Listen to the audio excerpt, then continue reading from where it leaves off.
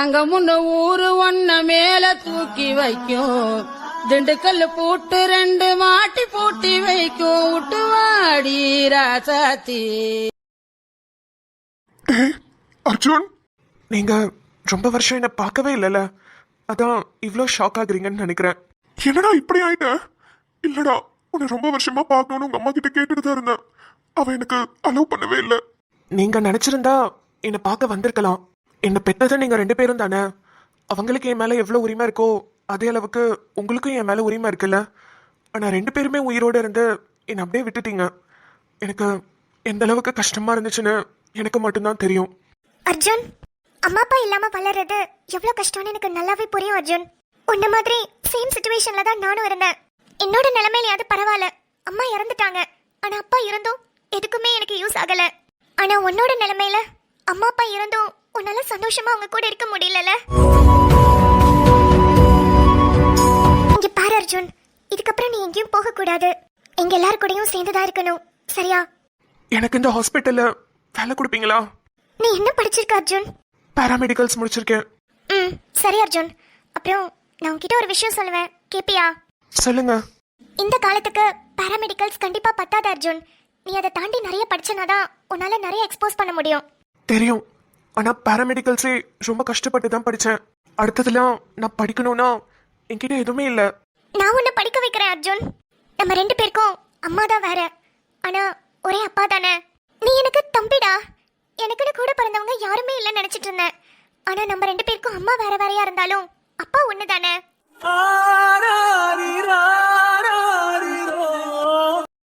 நீ எங்க கூடவே இரு, நல்ல படி, சரியா? சரி. உங்களை பார்க்கும்போதும் உங்ககிட்ட பேசும்போதும் எனக்கு ஒரு விஷயம் தோணுது. உங்ககிட்ட சொல்லலாமா வேணாமான்னு தெரியல. சொல்லலாமா? அர்ஜுன், நம்மளாம் ஒண்ணுக்குள்ள ஒண்ணு. இதுக்கப்புறம் அப்படி என்ன வேறையா பார்க்காத.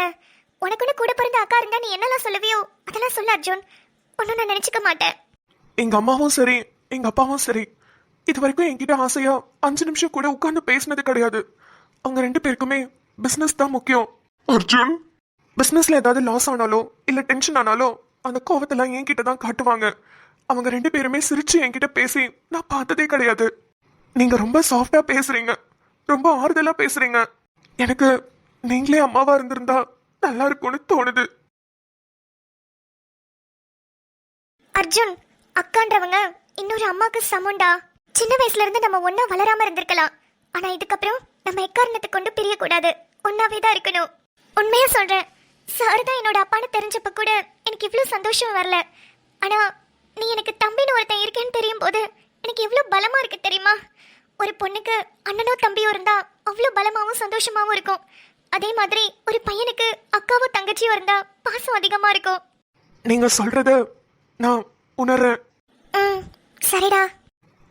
உங்களை நான் என்னன்னு கூப்பிடுறது? ஓ விருப்பம்.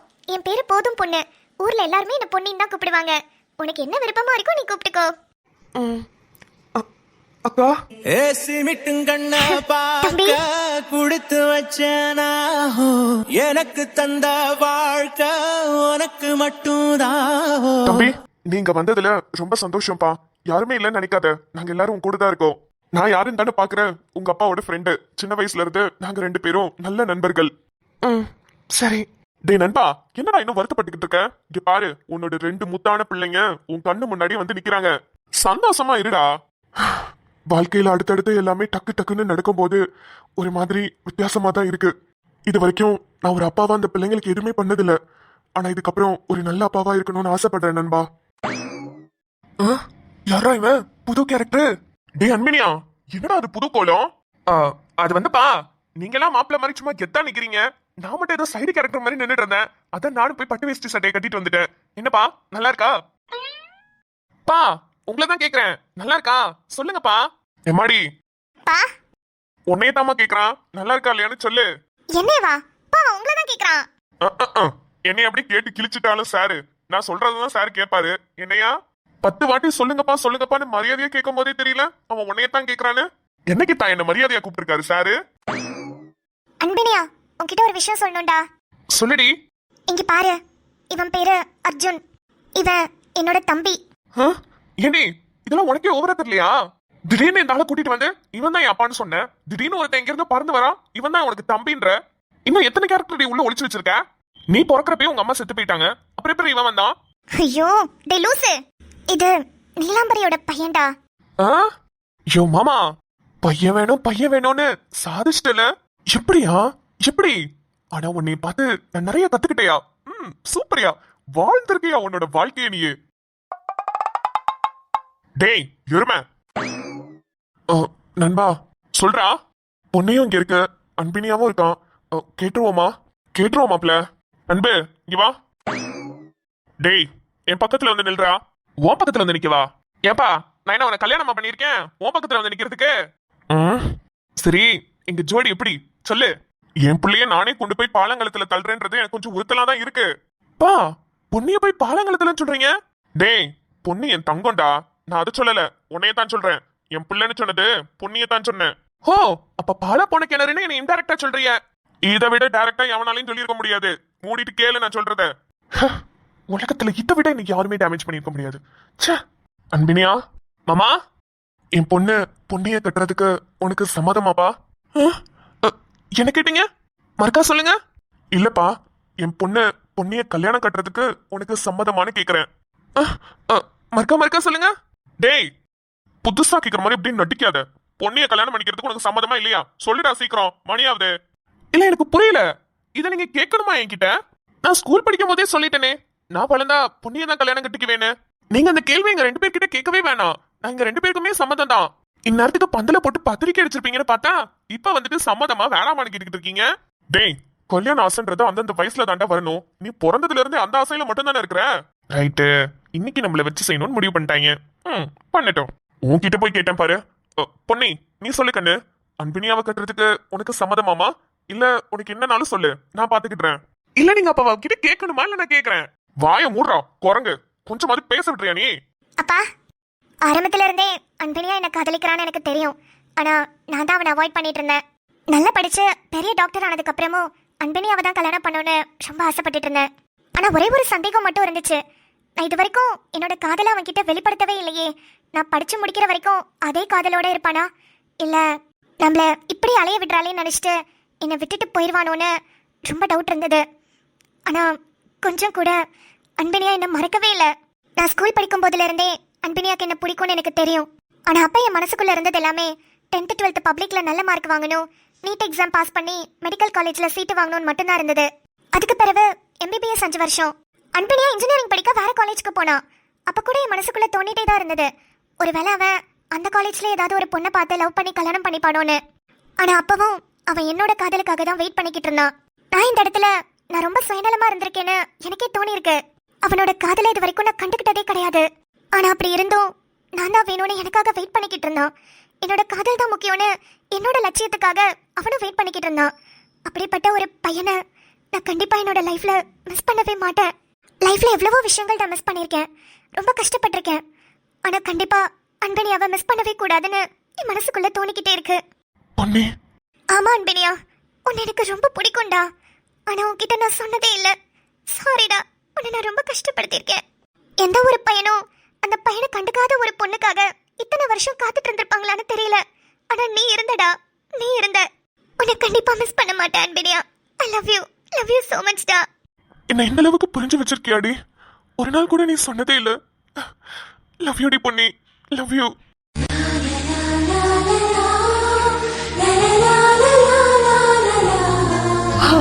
எல்லாம் நல்லபடியா போயிட்டு இருக்கு, சந்தோஷமா இருக்கு. நண்பா, நல்ல காரியத்தை தள்ளி போட வேணாம், அடுத்த முகூர்த்தத்திலே கல்யாணம் வச்சுக்கலாம். ஓகேடா மச்சான்.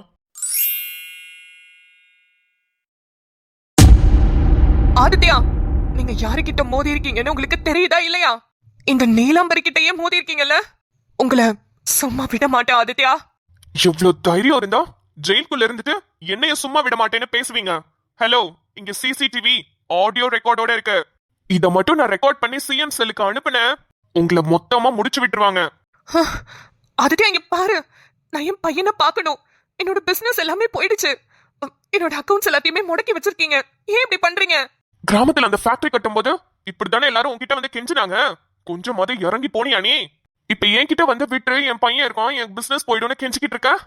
உனக்கு ஒரு பிசினஸ் இல்லைன்னா 10 பிசினஸ் இருக்கு. ஆனா விவசாயியோட நிலைமை, அவங்களுக்கு அந்த வயலை விட்டா வேற வயலும் இல்ல, வேற வழியும் இல்லைன்னு உனக்கு நல்லா தெரியும். அப்படி இருந்தும் நீ அவங்க வாயில வயிற்றுலயும் அடிச்சில.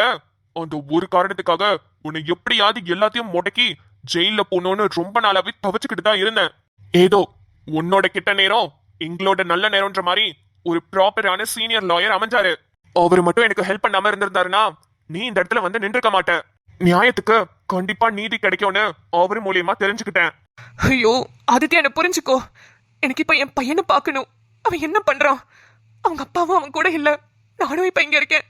அவன் தனியா என்ன பண்ணிக்கிட்டு இருக்கான் எனக்கு தெரியவே இல்லை. இத்தனை வருஷத்துல ஒரு வருஷம் கூட என்ன பார்க்க அவன் வரவே இல்லையே. ஒரு தாயா உன்னோட கஷ்டம் எனக்கு புரியுது. அதனால சொல்றேன், அவன் ஒரு காப்பகத்துல பத்திரமா வாழ்ந்துகிட்டு இருக்கான். காப்பகத்திலையா? ஆமா, அம்மாவும் சரியில்லை அப்பாவும் சரியில்லைன்னா அவன் வேற எங்கதான் போவான்? பெத்தவங்க நீங்க பண்ற தப்பால பிள்ளைங்க எவ்வளவு கஷ்டப்படுறாங்கன்னு பாரு. உன் மூஞ்சில எல்லாம் முழிக்கவே எனக்கு அருவருப்பா இருக்கு. ஆதித்யா, ஐயோ அர்ஜுன், அர்ஜுன் எப்படி இருக்கான்? நான் நினைச்சா 10-15 காப்பகம் கூட கட்டலாம். அந்த அளவுக்கு காசு பணம் என்கிட்ட இருந்தது. ஆனா என்னோட நிலைமை, என் பையன் இப்ப காப்பகத்துல வளர்ற மாதிரி ஆயிடுச்சு. ஐயோ அர்ஜுன், அம்மாவாலதான் உனக்கு இவ்வளவு கஷ்டம். பிசினஸ் பிசினஸ்னு அதெல்லாம் பார்த்த எனக்கு உன்னை பாத்துக்கிறதுக்கோ உன்கிட்ட 5 நிமிஷம் உட்காந்து பேசுறதுக்கோ எனக்கு டைம் இல்லாம போயிடுச்சு. அதனாலே என்னவோ இத்தனை வருஷத்துல நீ என்ன வந்து கூட பார்க்கல அர்ஜுன். சாரிடா, சாரி அர்ஜுன். இந்த ஜென்மத்துல நான் உனக்கு ஒரு நல்ல அம்மாவா இல்லாம இருந்திருக்கலாம். ஆனா அடுத்த ஜென்மம்னு ஒண்ணு இருந்தா அதுல நீதான் எனக்கு பிள்ளையா வந்து பறந்திருக்கணும். நான் தான் உனக்கு அம்மாவா இருக்கணும். Sorry Arjun, sorry.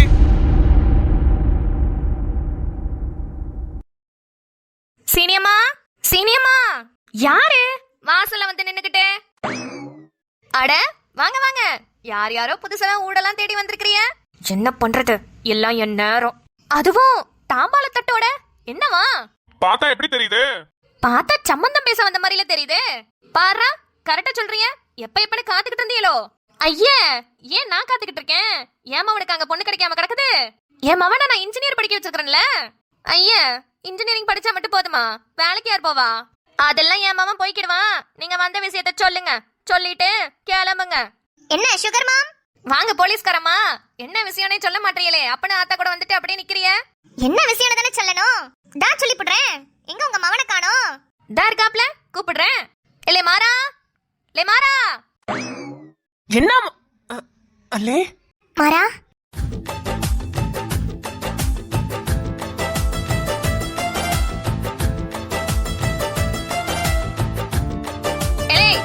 நான் ஒருத்தி இங்க இருக்கேன்டா. சொல்லுமா, எது கூப்பிட்ட? என்னல இந்த குடும்பம் தட்ட தூக்கிட்டு நம்ம ஊட்ட தேடி வந்துருச்சு. பொதுவா பொண்ணு கேட்கணும்னா மாப்பிள்ளை வீட்ல இருந்தானே போவாங்க. இவங்க என்ன மாப்பிள்ளை கேட்டு பொண்ணு இங்க தேடி வந்திருக்குது. மாப்பிளையா? எந்த மாப்பிளையமா? போறதேசி பயலே, உன்னைய தாண்டா. என்னையவா? ஏய், மாப்பிள்ளை விடட்டும் நல்ல கெத்தா நில்லுடா. என்னையவான்னு நீயே உன்னை இலக்காரமா வச்சுக்கிட்டு இருந்தா எவன்டா உன்னைய மதிப்பான்? ஏமா என்னையவா? அப்படி கிடையாது, என்னையவா அப்படி. அப்படிதான் இருக்கணும். சீனியம்மா, ஏ போலீஸ்காரி, என்னடி என் மாமா வந்தாதான் என்னத்தையும் சொல்லுவேன்னு சொன்ன. என்னடி விஷயம் சொல்லு. அதான் என் மாமா வந்துட்டான்ல. வந்துட்டான், பாத்துட்டு தான் இருக்கேன். நிக்கிற போச பாரு. ஏ சீனியம்மா, உன் மவனை கட்டிக்கிறதுக்கு சம்மந்தம் பேச வந்திருக்கோம். என்ன சம்மதமா? உடனே சம்மதம்னு சொன்னா மாப்பிள்ளை கிட்ட போயிரும். கொஞ்சம் ஓட்டிட்டு சொல்லுவோம். நம்ம வீட்டுக்கு போலீஸ்காரி மருமவளா வந்தா நம்மளுக்கு சந்தோஷம் தானே, கெத்தாவும் இருக்கும்ல. ஆனா உடனே ஒத்துக்கிட்டா மாப்பிள்ளை வீட்டுக்கு கெத்து போயிரும்ல. என்ன யோசிக்கிற மாதிரி தெரியுது? எம்மா சரின்னு சொல்லுமா. இல்ல, எனக்கும் உடனே சரின்னு சொல்லணும் தான்ல இருக்கு. ஆனா உடனே சரின்னு சொல்லிட்டோம்னா மாப்பிள்ளை வீட்டுக்கு கெத்து போயிடாதால. என் வாழ்க்கைக்கு முன்னாடி உன் கெத்துதான் ரொம்ப முக்கியமா? கெரு, ஏதாவது எசக்க பொசக்கா சொல்லி அவங்க தட்ட தூக்கிட்டு வெளியே போயிட போறாங்கம்மா. உடனே சரின்னு சொல்லுமா. கிளே, அதெல்லாம் அம்மாக்கு தெரியும். நீ கொஞ்சம் மூடிட்டு நில்லு. எந்த ஊர்லயுமே மாப்பிள்ளை வீடு தேடி பொண்ணு வீடு வந்தது சரித்திரமே கிடையாது. ஆனா வாட்டி பொண்ணூட்டுக்காரவங்களும் சேர்ந்து மாப்பிள்ளை வீடு தேடி வந்து சம்மந்தம் கேக்குறீங்க. இதுல இருந்தே தெரியுது என் பிள்ளைய நான் எவ்வளவு நல்லவனா வல்லவனா வளர்த்து வச்சிருக்கிறேன்னு. நல்ல பையனா இல்லங்காட்டி நீங்க அப்படி தட்ட தூக்கிட்டு வருவீங்களா? மாப்பிள்ளை கேட்டான். இப்ப பாரு மா. அல்லே இல்லம்மா, இது சரிப்பட்டு வராது. நீ கிளம்பு. போலீஸ் ட்ரைனிங்ல சிவான்னு ஒரு பையனை பார்த்தேமா. அந்த பையனை எனக்கு பிடிச்சிருக்கு. அவங்களுக்கு அம்மா அப்பாலாம் யாரும் கிடையாது. அவரையும் நான் கட்டிக்கிடுறேன். நீ வாமா. அப்படியா அல்லே? சரிம்மா வா. ஐயோ, பையன் அப்பவே சொன்னா ஒழுங்கா ஒத்துக்கணும். நம்ம தானே தேவையில்லாம வாயை கொடுத்துட்டோம். எப்படியாவது தடுத்து நிறுத்தணுமே. மாறா, நான் பேசுறேன் சாமி, நான் பேசுறேன். என்ன பொசுக்கன் இப்படி சொல்லிவிட்டிய? வீடு தேடி வந்து என் பிள்ளைய கேட்டிருக்கிறிய, நான் தர மாட்டேன்னு சொல்லுவேனா? சொல்லிதான் பாருங்களேன், குடும்பத்தோட ஜெயில தூக்கி போட்ட மாட்டேன். அடியாத்தே, வேணாம்பா சாமி. என் பெரிய பிள்ளை முத்துமொழிக்கே உங்கள்கிட்ட வந்து கேட்டேன். நீங்க தான் பிள்ளை ரொம்ப சின்ன பிள்ளையா இருக்குது, படிக்கட்டும்னு சொல்லிட்டீங்க. சரி, 2வது பிள்ளைக்கு உங்க பிள்ளைய கட்டி கொடுக்கறதுக்கு எனக்கு சம்மதம் தான். ரொம்பவும் தள்ளி வைக்க வேணாம். ஏற்கனவே கல்யாணம்னு நிறைய வாட்டி முடிவு பண்ணதுதான். இந்த தடவை நாங்க முடிவு பண்ணதாவே இருக்கட்டும். சீக்கிரம் வச்சுக்கிறதுல உங்களுக்கு ஒன்றும் பிரச்சனை இல்லையே? இல்ல மாம்சே, அதெல்லாம் எனக்கு ஒன்றும் பிரச்சனை இல்ல. உங்களுக்கு ஒன்றும் கஷ்டம் இல்லைன்னா இந்த இடத்துலயே நான் அள்ளிக்கலத்துல தாலியை கட்டிப்படுறேன். அப்படியே விட்டுட்டு கூட போயிருங்க. மாப்பிள்ள, என்னதான் இருந்தாலும் இவ்வளவு அவசரம் ஆகாது. நல்ல நாள் பெரிய நாள்லாம் பாக்கணும்ல. இந்தாங்க சீனியம்மா, தட்டு பிடிங்க.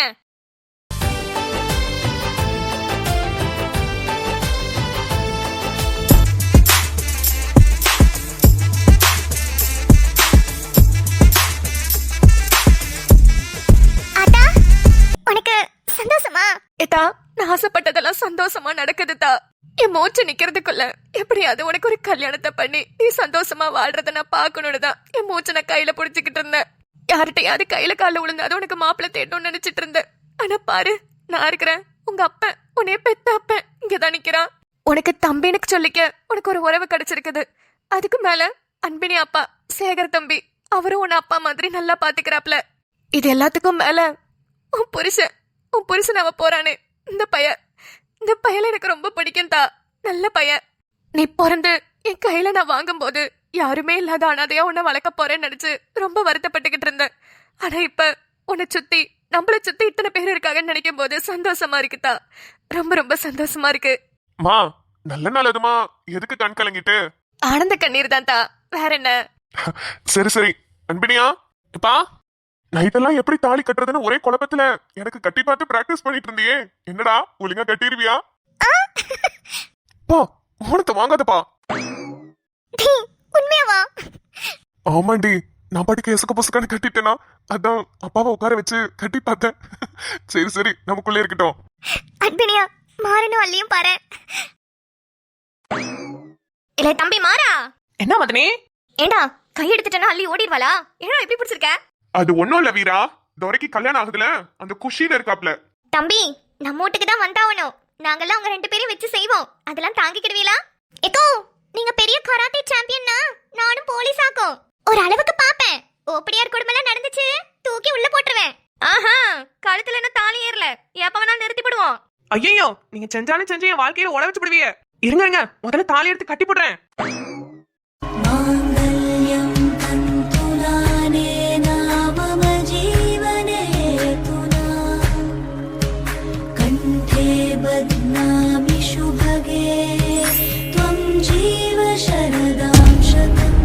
என்றென்றும் புன்னகை, முடிவில்லா புன்னகை. இன்று நான் மீண்டும் மீண்டும் பிறந்தேன் ஒரு துளி பார்வையிலே. அப்பா, பொன்னி பிள்ளை நினைச்ச மாதிரி அந்த பிள்ளைக்கு சந்தோஷமா கல்யாணம் முடிஞ்சிருச்சு. எதிர்பாராத விதமா இந்த மாறன் பயலுக்கும் கல்யாணம் ஆயி போச்சு. சரி, பரவாயில்ல, 2 பேரும் சந்தோஷமா இருக்கட்டும். என் வாழ்க்கை மாதிரி ஆயிராம எல்லாரும் சந்தோஷமா இருந்தா நல்லதுதான். லைலா, என்னம்மா வாசல்ல நின்னுட்டு இருக்க? உள்ள கல்யாணத்துல போய் பொண்ணைய வாழ்த்தலையா? எங்க சார் நான் போறது? நான் போனா அபசகுணம்னு சொல்லுவாங்களே. அபசகுணமா? என்ன லைலா சொல்ற? ஆமா, நானும் என் புருஷனும் ஒன்னாவா வாழ்ந்துகிட்டு இருக்கோம். சந்தோஷமா போய் வாழ்த்து சொல்றதுக்கு மனுஷங்க நாக்கலாம் ரொம்ப பேசும். அதான் உள்ள போவாம இங்கே நின்னுட்டு இருக்கேன் சார். ஐயோ, உன்னையமா அந்த மனுஷன் உனக்கும் விட்டு வைக்கல? யாரையும் விட்டு வைக்காது சார். சரி, நீ இவ்ளோ ஃபீல் பண்ணுவேன்னு எனக்கு நல்லா தெரியும். அதனாலதான் இங்க பாரு யாரு வந்திருக்காங்கன்னு. லைலா, என் மச்சனோ வந்துட்டியா? என்ன தனியா தவிக்க விட்டுட்டு நீ அந்த செல்க்கு கூட போயிட்டல்ல. அதுக்கப்புறம் என் பிரசவத்துக்கும் வரல, என் பிள்ளைய பார்க்கறதுக்கும் வரல, அப்படியே போயிட்டல்லடா. தெரியாம தப்பு பண்ணிட்டேன் லைலா. இதுக்கு பிறகு இப்படி உன்னையும் நம்ம பிள்ளையும் விட்டுட்டு தனியா போக மாட்டேன்டி. என்ன மன்னிச்சு ஏத்துக்கிடுவியா லைலா? இந்த நாளுக்காக தான் நான் காத்துக்கிட்டு இருந்தேன் தெரியுமா? ஆமாண்டி, சாரு தான் சொன்னாரு நீ எனக்காக தவிச்சுக்கிட்டு இருக்கேன்னு. உண்மையா சொல்லணும்னா அந்த செலுக்கு கூட நான் 5 நிமிஷம் கூட பேசியிருக்க மாட்டேன்டி. அவளை எனக்கு சுத்தமா பிடிக்கல. ஆனா நான் அவ கூட சேர்ந்து போயிட்டேன்னு ஊரு முழுக்க தெரிஞ்சிருச்சு. கண்டிப்பா உன் காதுக்கும் வந்திருக்கும். மறுபடியும் நான் வந்தா நீ என்னை ஏத்துக்கிடுவியான்ற பயத்துல தாண்டி வராம அங்கேயே இருந்துட்டேன். என்னங்க சொல்றீங்க? அப்பவே வந்திருந்திருக்கலாம்ல. பரவாயில்ல, இப்பயாவது வந்தீங்களே, அது வரைக்கும் சந்தோஷம். சார், சாருக்கு தான் நன்றி சொல்லணும். ரொம்ப ரொம்ப நன்றி சார். பரவாயில்ல பரவாயில்ல, எனக்கு நன்றி சொல்றதை விட்டுட்டு நம்ம அன்பினியா பொன்னிக்கு மாறன்மொழி அள்ளிக்கு போய் வாழ்த்து சொல்லுங்க.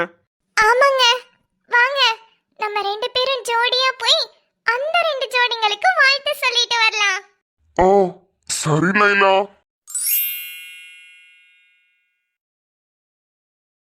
வணக்கம் மக்களே.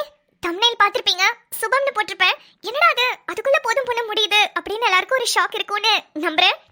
ஆமாங்க, இன்னையோட நம்ம டாக்டர் போதும் பொண்ணு எம்பிபிஎஸ் சீரிஸ் வந்து முடியுது. இவ்வளோ கம்மியான டைம்ல ஒரு சீரீஸை டோட்டலா முடிக்கிறேன் அப்படின்னா கண்டிப்பா ஒரு ரீசன் இருக்கும்னு உங்களுக்கு தெரியும்ல. அது என்னன்னு இப்ப சொல்றேன். நீங்க எல்லாரும் டாக்டர் போதும் பொண்ணு எம்பிபிஎஸ் எப்படி பாத்தீங்கன்னு தெரியல. ஆனா நான் இந்த சீரிஸ் ஸ்டார்ட் பண்ணும்போது ஒரு சோஷியல் மெசேஜ் நம்ம வந்து சொல்ல போறோம், பெண்களோட மோட்டிவேஷனை பத்தி நம்ம எடுக்க போறோம்னு ரொம்ப ரொம்ப ஹாப்பியாவும் ரொம்ப எமோஷனலாவும் தான் இந்த சீரிஸ் வந்து நான் ஸ்டார்ட் பண்ணேன். இதுக்கு முன்னாடி சீரிஸ் கேஎஸ்கே முடிக்கும் போது லாஸ்ட்ல ஒரு விஷயம் சொல்லியிருப்பேன். என்ன மேல நம்பிக்கை வச்சு அடுத்த சீரிஸ் பாருங்க, கதை கேஎஸ்கே முடிஞ்சிச்சு, அடுத்த ஒரு சீரிஸ் கண்டிப்பா மோட்டிவேஷனலா இருக்கும்னு சொல்லி தான் நான் அந்த இடத்துல பேசியிருப்பேன். என்ன நம்பின மக்கள் நிறைய பேர் எனக்கு சப்போர்ட் கொடுத்திருக்கீங்க. ஃபர்ஸ்ட் ஆஃப் ஆல் அது அவங்க எல்லாருக்குமே ரொம்ப ரொம்ப தேங்க்யூ. ஆனா நிறைய பேருக்கு கேஎஸ்கே பிடிச்ச லெவலுக்கு பிபி வந்து பிடிக்கல அப்படின்றது வந்து எனக்கு ஓப்பனாவே தெரிஞ்சது. Because of views and comments ரெண்டுத்தையும் கம்பேர் பண்ணி பார்க்கும்போது எனக்கு கேஎஸ்கேக்கு நிறையவே ரெஸ்பான்ஸ் இருந்தது, பட் பிபிக்கு அவ்வளவா இல்ல. நாங்க 3 பேர் இங்க நிக்கிறோம் இல்லையா, எங்க 3 பேருக்கும் வர ஹர்டில்ஸ், அதாவது எங்களுக்கு 3 பேருக்கும் வர தடைகள் எல்லாத்தையுமே நாங்க எப்படி தகர்த்து மேல முன்னேறி வரோம் அப்படிங்கிறது தான் இந்த டாக்டர் போதும் பொண்ணு எம்பிபிஎஸ். இதுல பர்டிகுலரா இன்னொரு ரீசன் வர இருக்கு. நம்ம டாக்டர் போதும் பொண்ணு எம்பிபிஎஸ் பெண்களோட மோட்டிவேஷனை பத்தி ஏன் கொண்டு வரணும்னு நினைச்சோம் அப்படின்னா, நம்மளோட சேனலை ஆண்கள் பாக்குறதை விட பெண்கள் பாக்குறது அதிகமா இருக்காங்க. ஸோ அதனால பெண்களுக்கு ஒரு நல்ல மோட்டிவேஷனாக இருக்கும், ஒரு நல்ல விழிப்புணர்வாக இருக்கும்னு சொல்லி தான் இந்த சீரீஸ் வந்து ஸ்டார்ட் பண்ணுது. பட் உண்மையாக சொல்கிறேன், இந்த சீரீஸ் முடிக்கும் போது ரொம்ப ரொம்ப ஹார்ட் ப்ரோக்கனாக தான் முடிக்கிறேன். ஏன்னு சொல்கிறேன், ஒன்றும் இல்லைங்க, இதுக்கு முக்கியமான காரணம் வியூஸ் தான். கிட்டத்தட்ட நான் கேஎஸ்கே முடிக்கும் போது எனக்கு 7000 வியூஸ் போய்கிட்டு இருந்தது. Last episode was twisted episode, அதனால 8000 போச்சுன்னு நான் ஒத்துக்கிறேன். ஸோ 7000 வியூஸ்ல இருந்து இப்போ ஆவரேஜாக போயிட்டு இருக்கிறது 5000 தான் போயிட்டு இருக்கு. கிட்டத்தட்ட 2000 பேர் எங்கே போனீங்கன்னே தெரியல. இந்த ட்வின் கிராஃப்ட் பொறுத்த வரைக்கும் நிறைய பேர் சேனல் வச்சிருக்காங்க, நிறைய பேர் அதை சக்ஸஸ்ஃபுல்லாகவும் ரன் பண்ணிட்டு இருக்காங்க. ஸோ எனக்கு போகிற வியூஸும் மற்ற சேனல்ஸ் கம்பேர் பண்ணும்போது வர வியூஸும் பார்க்கும்போது சில ஆடியன்ஸோட மைண்ட் செட் லவ் ரொமான்ஸ்க்கு கொடுக்குற இம்பார்ட்டன்ஸ் இந்த மாதிரியான மோட்டிவேஷனல் ஸ்டோரிஸ்க்கு கொடுக்கறது இல்லை அப்படின்றத நான் புரிஞ்சுக்கிட்டேன். இதெல்லாம் பார்த்ததுக்கு அப்புறம் தான் நான் ரொம்ப மனசு உடைஞ்சிட்டேன். And then I decided I quit BP and I don't want to take it forward also. எவ்வளோ தூரம் ஹாப்பியாக அந்த சீரீஸ் நான் ஸ்டார்ட் பண்ணணும், அவ்வளோக்கு எவ்வளோ ரொம்ப ரொம்ப ரொம்ப கஷ்டமாக இருக்குது இந்த சீரீஸ் நான் என் பண்ணும்போது. ஒரு விஷயத்தையுமே ரொம்ப டீட்டெயில்டாக காட்டணும்னு ரொம்பவே ஆசைப்பட்டேன். ஆனால் இப்போது எவ்வளோ பரபரப்பாக அந்த லாஸ்ட் ஒரு 15 டேஸ் அடுத்தடுத்த ட்விஸ்ட் எல்லாத்தையும் ரிவீல் பண்ணிவிட்டு இன்றைக்கி நான் என் பண்ணுறேன்னா இதுதான் reason. So I'm just sorry. என்னோட விஷயங்கள் நான் அட்லீஸ்ட் உங்ககிட்ட சொல்லி ஆகணும்னு ரொம்பவே ஆசைப்பட்டேன். இதுக்கு நான் தனியாக முன்னாடியே வீடியோ போட்டு கேட்டிருக்கலாம், உங்களுக்குலாம் பிடிக்குதா பிடிக்கலையா, ஏதாவது கருத்து சொல்லுங்கள், எனக்கு வியூஸ் வரல அப்படின்னு நான் கேட்டிருக்கலாம். பட் மேக்ஸிமம் நீங்கள் எல்லாரும் என்ன சொல்வீங்க, எடுத்துகிட்டு போங்கக்கா நாங்கள் இருக்கோம் அப்படின்னு சொல்வீங்க. பட் மறுபடியும் அதே தான் வருது. அதனால தான் நான் கேட்கல உங்ககிட்ட. இதுக்கு முன்னாடியே நான் பிபி வந்து முடிக்க போகிறேன் அப்படின்னு இன்ஃபார்ம் பண்ணாததுக்கும் I'm asking sorry here. Okay, all sad எமோஷன்ஸை தள்ளி வச்சுட்டு இப்போ கொஞ்சம் ஹாப்பியாக பேசலாமா? ஸோ நெக்ஸ்ட் உங்களுக்கு டவுட் வந்திருக்கும், இப்போ இந்த பிபியோட சீரீஸ் முடிச்சிட்டீங்க, இப்போ அடுத்து நீங்களும் லவ் ரொமான்ஸ்க்கு இறங்க போறீங்களான்னு கேட்டா கண்டிப்பா மாட்டேங்க. நம்ம சேனல்ல லவ் ரொமான்ஸ்க்கு இடமே கிடையாது. அதை தாண்டி வேற என்ன பண்ணுவீங்கன்னு கேட்டா நாளைக்கு பாப்பீங்க. நம்ம சேனலே வேறங்க, நாளைக்கு பாருங்க.